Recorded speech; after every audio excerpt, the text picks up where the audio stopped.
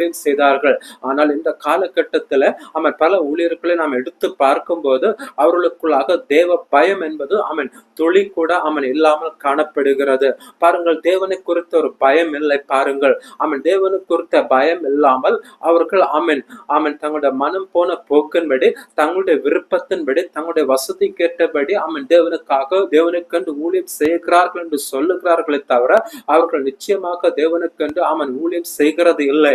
பாருங்கள், தேவனுக்காக ஊழியம் செய்கிறவர்கள் எல்லாவற்றையும் விட்டு பல தியாகங்களை சகித்துதான், பல இன்னல்களை, பல பாடுகளை, பல உபத்திரவங்களை மத்தியில தான் ஆண்டவருக்கென்று ஊழியம் செய்ய முடியும். அப்படிப்பட்ட பாதையில தான் தேவன் அவர்களை பழக்குவிப்பார். அப்படிப்பட்ட பாதையின் மத்தியில தான் தேவன் அவர்களை நடத்துகிற தேவனாய் காணப்படுகிறார். பாருங்கள், ஒரு சுகபோகமான வாழ்க்கை, ஒரு வசதியான வாழ்க்கை, இப்படிப்பட்ட வாழ்க்கை வாழ்ந்து அல்ல கர்த்தருக்கு ஊழியம்